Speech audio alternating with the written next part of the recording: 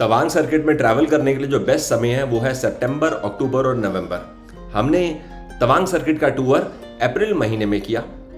वैसे तो अप्रैल भी अच्छा महीना है, लेकिन विजिबिलिटी काफ़ी जगह लो थी, हम दूर दूर तक नहीं देख पा रहे थे। मिड अप्रैल के समय जब हम तवांग पहुंचकर बुमला पास की ओर गए तो रास्ते में हमने स्नोफॉल भी देखी और बहुत सारी बर्फ़ देखी। तो इसका मतलब ये है कि अगर आप अप्रैल महीने में आते हैं तो बुमला की तरफ आपको स्नोफॉल देखने के फुल चांसेस रहेंगे। मिड मई के बाद यहाँ पर बरसात स्टार्ट हो जाती है। वैसे नॉर्थ ईस्ट में बारिशें जल्दी स्टार्ट होती हैं, लेकिन अरुणाचल प्रदेश में थोड़ी सी और जल्दी बारिश स्टार्ट हो जाती है। तो बारिशों के दौरान यहाँ पर आने का मतलब है आपकी मोबिलिटी बिग टाइम अफेक्ट हो जाएगी। ये पूरा सफ़र हमने तो देखिए 12 से 13 दिन में किया। काफ़ी टूरिस्ट बहुत कंफर्टेबली ये पूरे सर्किट का टूर 7 दिन में कर लेते हैं, लेकिन मुझे लगता है वो बहुत अच्छा आइडिया नहीं है, क्योंकि 7 दिन में सफ़र करने से आप ऑफ बीट लोकेशंस पर नहीं जा सकते। जैसे हमारे पास समय था तो हम लूब्रांग गए, होली वाटरफॉल हमने विजिट किया। फिर भी मुझे लगता है आप कम से कम 9 दिन की विंडो लेकर आएंगे तो आप इस जर्नी को खूब एंजॉय करेंगे। आज के इस एपिसोड में आप लोकल तवांग की साइट सीइंग लोकेशंस देखेंगे और अगले एपिसोड में आप बुमला का सफ़र देखेंगे।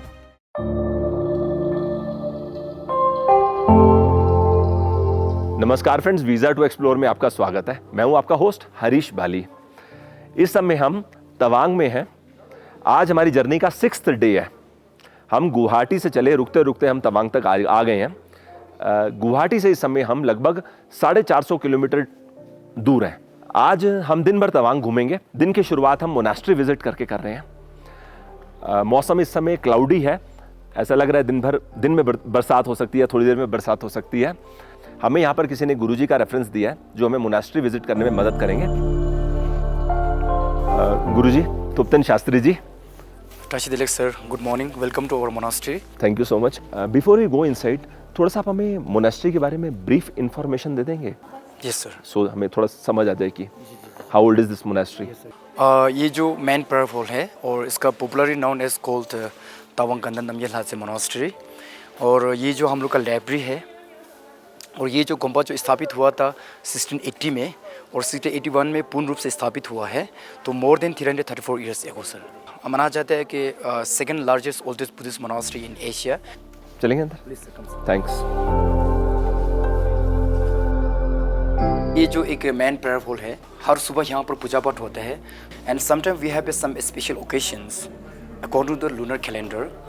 तो उस समय हम लोग 12 बजे या 1 बजे उठ जाते हैं। इसका बहुत दिन भर यहाँ पर पूजा पाठ होते हैं। ये जो तथागत है भगवान बुद्ध, ये स्टेचू जो सोना से लिखा है, now is under the China. सोना इज मीन्स वन एक डिस्ट्रिक्ट था, वहाँ से लिखा है तिब्बत में। तिब्बत में सर, तिब्बत। तो ये सब डिसाइबल है, 8 बोधिसत्व है। और ये एक लॉर्ड बुद्धा का क्लोजली जो डिसाइबल है बोधिसत्व है। और इसका नाम जो यहाँ पर जो हमने जिक्र किया है, और ये जो 5वीं दलाई लामा का स्टेचू है and his name is called Ngawang Lobsang ग्याल्सो, क्योंकि ये 5वीं दलाई लामा के समय में ये गुम्बा जो स्थापित हुआ है। इसके बाद ये जो जहाँ भी मठ होता है, जहाँ भी एक मोनास्ट्री होता है, वहाँ पर एक प्रोटेक्टर होता है। तो यहाँ का जो प्रोटेक्टर का नाम है श्रीदेवी नाम से जाना जाता है, और हम लोग उसको पुकारते हैं पंदन लामो। ये इसका अंदर में है। और ये जो है founder of the Tawang monastery, his name is called the Merak Lama Lodre ग्याल्सो। तो हमने ये जिक्र किया था, ये गुम्बा जो 1680 में बना था। तो वो एक मेराक लामा लोटे ग्याल्सो जो था, वो एक 5वीं दलाई लामा का जो मुख्य शिष्य थे, वो तिब्बत में गया और 5वीं दलाई लामा से मुलाकात हुआ। उसने ये अनुरोध किया कि मैं एक मठ बनाना चाहता हूँ। तो उसके आदेश के अनुसार उसने मठ जो स्थापित किया है 1680 में।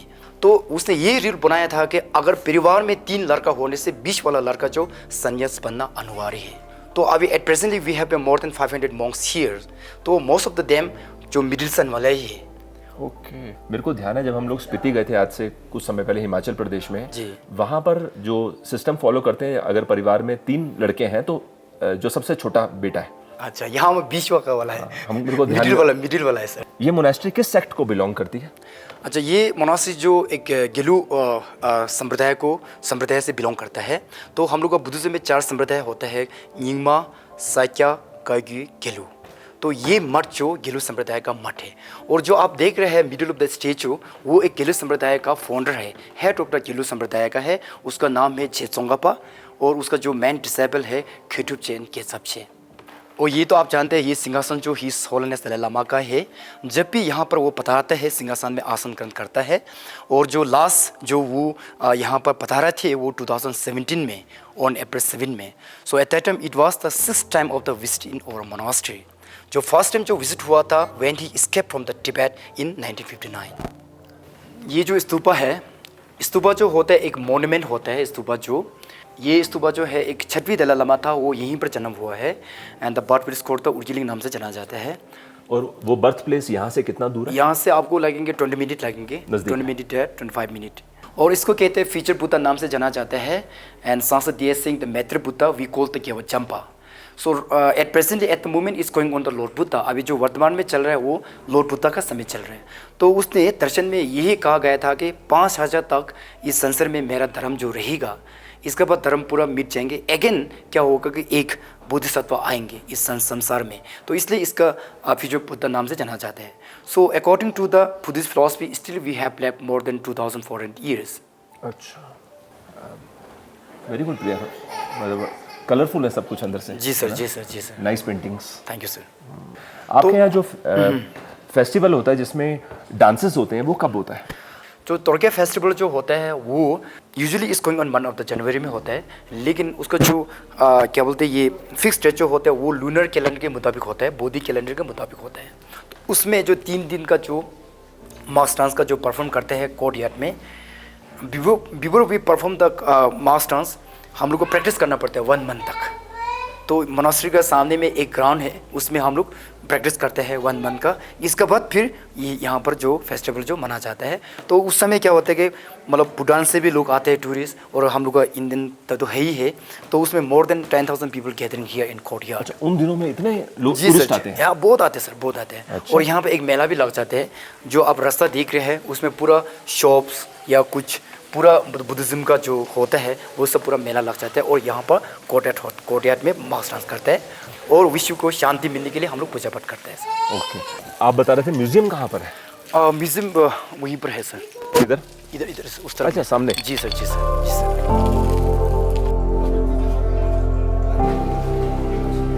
ये वन ऑफ द मोंग फुटप्रिंट है और ये 19th सेंचुरी का है। और ये इसका है गेलोंग लपसंग थापके है ना, उसका है। जो मोंग्स लोग को यूजुअली दे डू ये प्रोस्टेशन करते हैं अपना जो रेजिडेंस है उसमें हर सुबह करते हैं, और उसका फुटप्रिंट जो रिमेन हो जाते हैं सर। तो हम के पुरानी फोटो ऐसा पेंटिंग है? हाँ, ये मोनास्ट्री इस तरह से था पहले।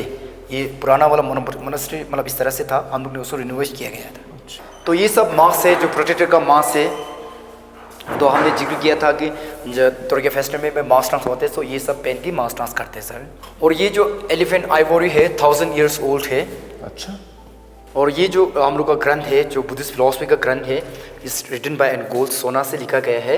और ये ग्रंथ जो है प्रज्ञा पारमिता सूत्र है, परमिशन ऑफ द विजडम।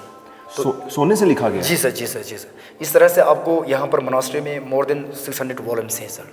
तो ये अप्रॉक्सीमेटली कितने साल पुराना होगा ग्रंथ? ये तो जब ये धर्म का जो प्राचुर्य हुआ था तिब्बत में उसी समय से है। मोर देन आप कह सकते हैं कि मतलब इतना हजारों साल पहले से ही था सर। और ये जो है सब ठीक है? नहीं, ये जो तो ये ह्यूमन स्कल्प है सर। ह्यूमन स्कल्प जो होता है, ह्यूमन मनुष्य का जो होता है, तो वो यहाँ क्यों रखा गया? नहीं, वो हम लोग जो रिचुअल्स और तंत्र में उसको हम लोग यूज़ किया जाता है जो पूजा पाठ में। और ये जो ट्रेडिशन लॉक एंड की है, still we use in the monastery. ये लॉक है, ये की है। मुझे किसी ने बताया कि तवांग में जी सर मौसम बहुत बदलता है। कल शाम को हम 7 बजे पहुंचे जी सर, तो अचानक बरसात स्टार्ट हो गई। आज सुबह से कम से कम 4 या 5 बार बारिश होती है, रुकती है, धूप आती है, धूप जाती है। जी सर, यहाँ पर ऐसे ही होते सर। अभी देखिए पिछले आधे घंटे में 2 बार मौसम बदल गया। हाँ सर, इधर धूप निकली हुई है, साथ साथ बारिश हो रही है। तवांग में ऐसे है कि मतलब गर्मी तो होती नहीं सर। 2-3 महीने के बाद तो फिर बर्फ गिरेंगे, फिर ठंड हो जाएगा। यानी यहाँ पे समर करके कोई सीजन नहीं है? नहीं है सर, बिल्कुल। Rains, winter. जी सर, जी सर, वापस रेन्स। हाँ, तो जनरली टूरिस्ट यहाँ पर कौन से मंथ्स होते हैं जब सबसे ज्यादा आते हैं? लाइक तवांग में मैक्सिमम टूरिस्ट पहले जो आते थे सर वो तो सितंबर, अक्टूबर, नवंबर में आते था। अभी तो सीज़न ही नहीं है सर। देखो अभी आजकल तो अभी जो एट द मोमेंट तो सीज़न है ही नहीं सर।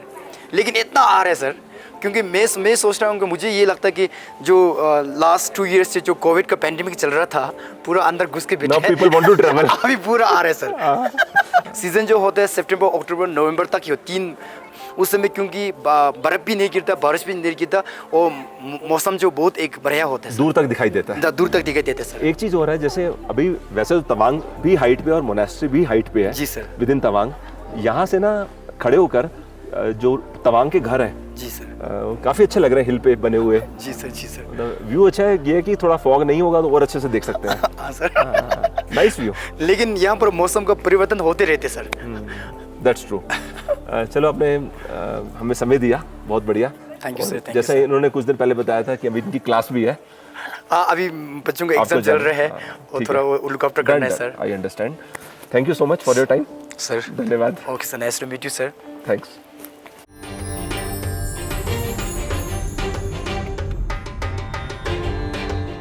अभी हम ओल्ड मार्केट एरिया में हैं। मैंने यहाँ पे ड्रैगन रेस्टोरेंट आइडेंटिफाई किया है। ऊपर जाके मैंने लंच का ऑर्डर ऑलरेडी दे दिया है। 15-20 मिनट में लंच रेडी हो रहा है। तब तक एक काम करेंगे, थोड़ा मार्केट में वॉक कर लेते हैं, फिर वापस हम इधर ही आएंगे लंच करने के लिए। ओल्ड मार्केट एरिया में ना रेस्टोरेंट्स भी हैं, होटल भी हैं। जैसे सामने देखो, 2 होटल इधर है, 1 रेस्टोरेंट यहाँ पे, एक नॉर्थ ईस्ट फ्लेवर्स इधर। वैसे ना टूरिस्ट आमतौर पे जो रुकना पसंद करते हैं, यहाँ से ज़्यादा थोड़ा बाहर की तरफ रुकना पसंद करते हैं। मैंने रास्ते में आते समय तवांग हाइट्स होटल भी देखा था। आइए थोड़ा वॉक करेंगे।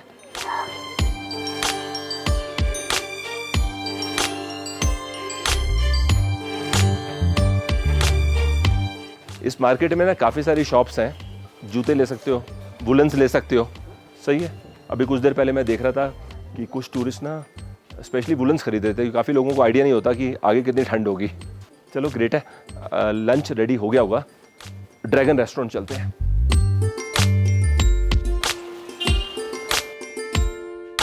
मैंने अपने लिए चिकन मोमोज लिए हैं और साथ में वेज थिंतुक।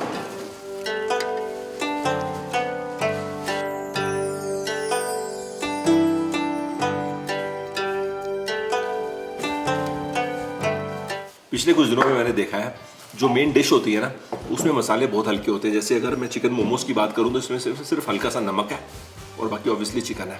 लेकिन जो साथ चटनी है ना, ये बहुत ज़्यादा तीखी है। तो कॉम्बिनेशन ऐसा चलता है कि चटनी को अच्छे से लाल मिर्च डालते हैं और शेजवान डालते हैं, और मोमोज सुपर लाइट ऑन मसाला। इसी में ले लेते हैं थिंतुक।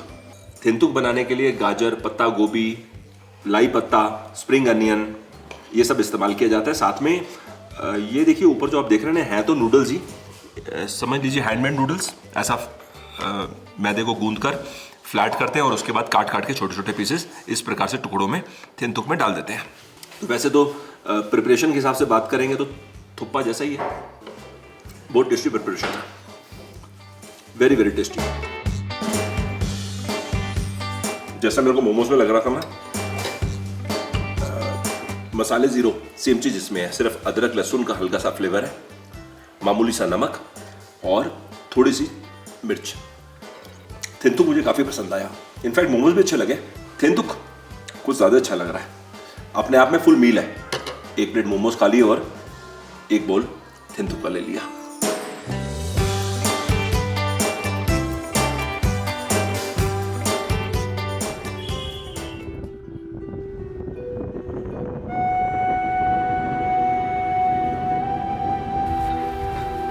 लगभग 3 किलोमीटर का सफ़र करके हम तवांग मेमोरियल पहुंच चुके हैं। इस समय मैं मेमोरियल के बाहर ही खड़ा हूं। इस मेमोरियल को छोरतेन की फॉर्म में बनाया गया है, क्योंकि इस पूरे रीजन में बुद्धिस्ट लोग ज़्यादा रहते हैं।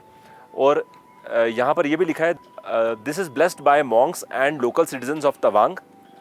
गोल्ड और सिल्वर ऑर्नामेंट्स भी लोकल्स ने डोनेट यहाँ पर करे जिस समय ये मेमोरियल बनाया जा रहा था। आइए अंदर चलते हैं। 62 वॉर में 2420 ऑफिसर्स, जेसीयूज और सोल्जर्स ने जो अपनी जान गंवाई, इस देश के लिए कुर्बानी दी, उनकी याद में ये मेमोरियल बनाया गया है। यहाँ पर देखिए सबके नाम लिखे हुए हैं। ऐसा पूरा घूम कर आएंगे ना, चारों तरफ सबके नाम और रैंक्स लिखे गए हैं। सूबेदार Joginder Singh, PVC 1 Sikh war memorial. देखिए इस हॉल में सूबेदार जोगिंदर सिंह जी के बारे में लिखा हुआ है, सामने आप पढ़ भी सकते हैं। 23 अक्टूबर 1962 को सूबेदार जोगिंदर सिंह जी तोंगपेन ला के पास रिज है, वहाँ पर अपनी प्लेटून के साथ पोजीशन लेके उन्होंने रखी हुई थी, क्योंकि उस समय चाइनीज़ हमले की खबर तो ऑलरेडी लग चुकी थी। 5:30 बजे जब पहला अटैक हुआ चाइनीज़ की तरफ से, तो उन्होंने उस अटैक को बाउंस करके चाइनीज़ को पीछे खदेड़ दिया। तो चाइनीज़ के जो अटैक हो रहे थे ना 1962 में, वो वेव की तरह हो रहे थे, जैसे समुद्र की लहरें होती हैं ना एक के बाद दूसरी। तो हर वेव में लगभग 200 के करीब चाइनीज़ सोल्जर्स थे। तो एक वेव आई, उसको खदेड़ दिया, उसके कुछ देर बाद ही सेकेंड वेव आ गई, उनको भी पीछे खदेड़ दिया। और सेकेंड वेव के टाइम इंडियन सोल्जर्स काफ़ी हद तक घायल हो गए थे, क्योंकि यहाँ पर हम टोंगपेन ला की बात कर रहे हैं। जब थर्ड वेव आई तो सूबेदार जोगिंदर सिंह जी की थाई में गोली लगी, लेकिन उसके बावजूद भी उन्होंने अपनी पोस्ट नहीं छोड़ी, ना ही उनके साथ जो बाकी सोल्जर्स थे उन्होंने अपनी पोस्ट को छोड़ा और चाइनीज से लड़ते लड़ते उन्होंने अपनी जान गंवा दी। अपनी जान गंवाने से पहले उन्होंने मशीन गन अपने हाथ में ली और खुद फायरिंग करी, और जब गोलियां उनके पास ख़त्म हो गई तो आखिरी में उन्होंने राइफल के आगे चाकू लगा देते हैं ना, और वो लेके चाइनीज़ के साथ आमना सामना किया। इस प्रकार की लड़ाई हुई है, और ये सिर्फ उन्होंने नहीं किया, बहुत सोल्जर्स ने किया। तो यहाँ पर उनके बारे में काफ़ी डिटेल में है, चारों साइड पर उनके जीवन के बारे में लिखा हुआ है।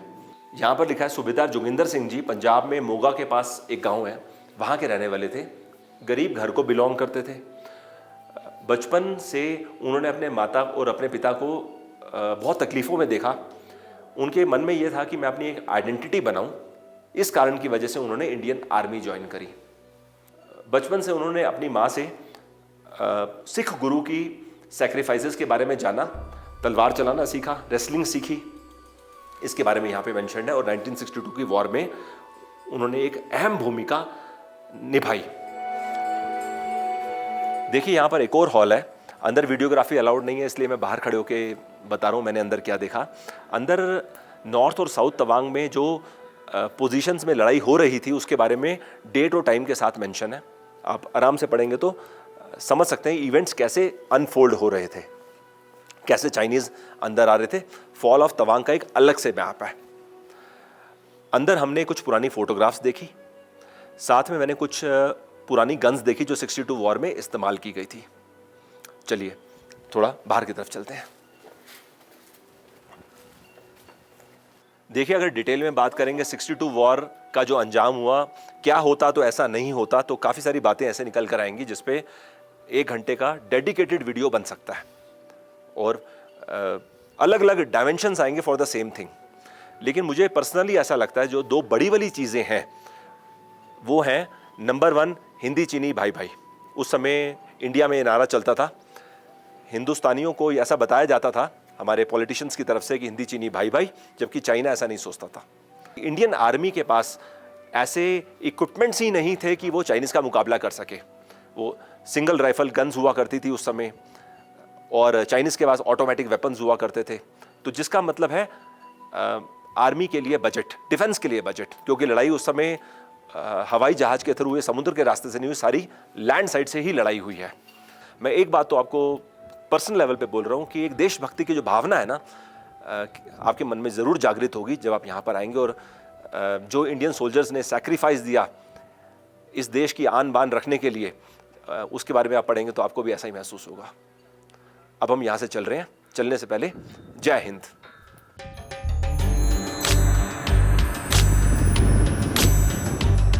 तवांग की अभी हम ओल्ड मार्केट एरिया में आए हैं। यहाँ पर देखिए कुछ टैक्सीज खड़ी हुई हैं।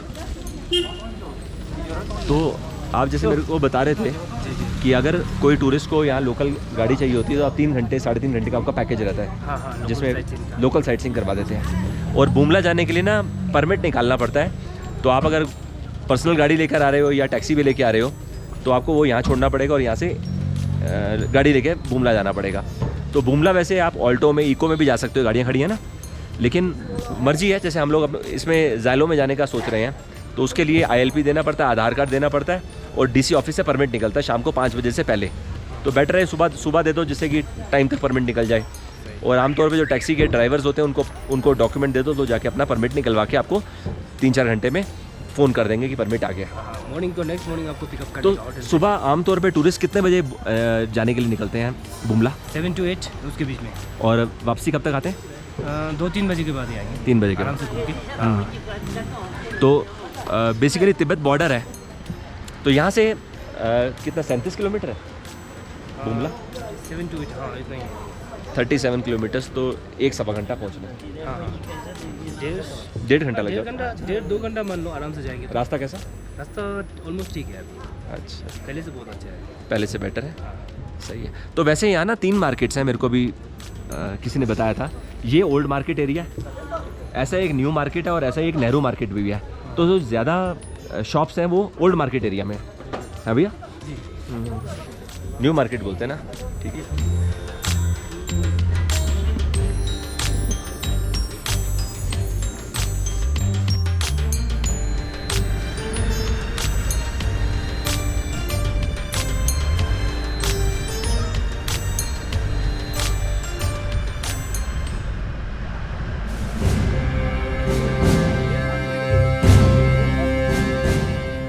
खड़े होकर अच्छा लग रहा है। देखो, मैं काफी देर से सोच रहा था तवांग का अच्छा व्यू कहां से दिखाई देगा। This is a very good place, बहुत अच्छा व्यू पॉइंट है ये।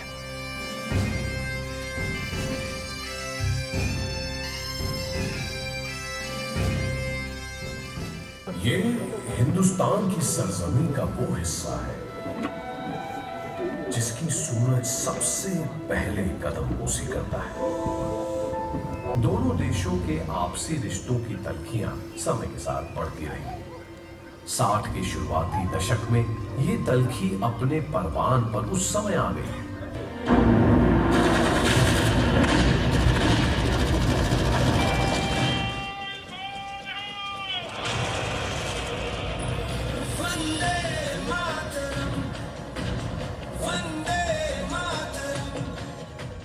अभी हम लाइट एंड साउंड शो देख के बाहर आ चुके हैं। शाम को 5:30 बजे यहाँ पर light and sound show start होता है। 50 रुपया एक आदमी का टिकट होता है। अगर भीड़ ज़्यादा हो तो 2 शो होते हैं, अगर कम हो तो 1 शो होता है। देखिए, शो की जो शुरुआत हुई वो हुई इस रीजन के कल्चर के बारे में बात करी गई। उसके बाद बताया कि कैसे शुरू में आज से 500 साल पहले, 1000 साल पहले तिब्बत और भूटान का यहाँ पर इन्फ्लुएंस रहा। उसके बाद 1850s में जब ब्रिटिशर्स आए यहाँ पर तो कैसा माहौल था। फिर बात करें 1962 वॉर के बारे में।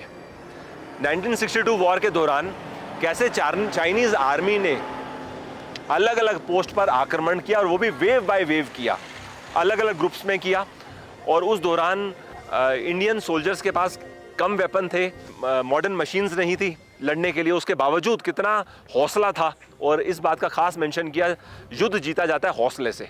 युद्ध हथियार से नहीं, ना ही तादाद से लड़ा जाता है। युद्ध लड़ा जाता है केवल और केवल हौसले से।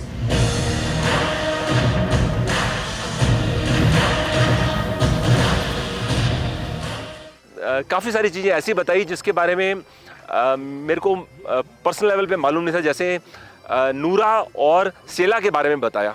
2 बहनें थी, बेसिकली वो सिविलियंस थी। उन्होंने हेल्प करी आर्मी मैन की और गन से फायरिंग करी चाइनीज़ को। और ऐसा कहते हैं कि 24,000 टोटल चाइनीज़ सिपाही थे वहाँ से। और यहाँ पर एग्जैक्ट काउंट तो नहीं बताया, लेकिन अंदाज से लगता है कि अंदाज मतलब जिस हिसाब से बताया कि 3,500-4 हज़ार से कम। तो अलग अलग पोस्ट अगर मिला भी लेंगे तो इस प्रकार से हमने पूरा ये शो देखा। और लास्ट में नेशनल एंथम, जय हिंद। अभी हम यहाँ से निकल रहे हैं, तो मैं होम स्टे पहुँच आपको होम स्टे की एकोमोडेशन भी दिखा देता हूँ, और उसके बाद आज का दिन एंड कर देंगे।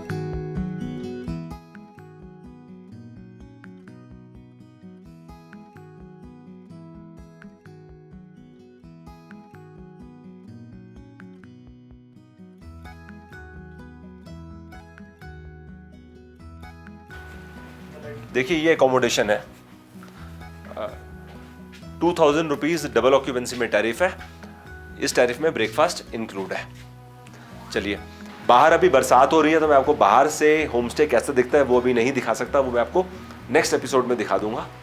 आज के लिए इतना ही। कल हम बुमला पास जा रहे हैं। सुबह 7:30 बजे हम यहाँ से निकलेंगे क्योंकि 7 बजे जो पास निकलवाया वो उनको वेरीफाई होकर मिलता है और 7:30 बजे ड्राइवर यहाँ पर आएगा और अगला एपिसोड आप बुमला पास का देखेंगे। अभी के लिए bye bye, thanks for your time.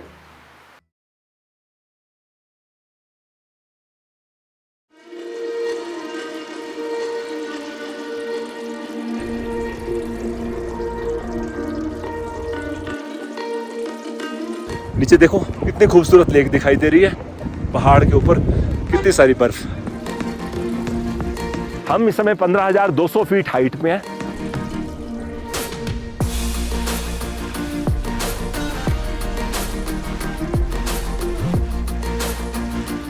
जब से हमने अरुणाचल टूर स्टार्ट किया गुवाहाटी पार करने के बाद कि यहाँ स्माइलिंग फेसेस हैं सबके, है मतलब विच इज़ एक तरह से एक अच्छी बात है।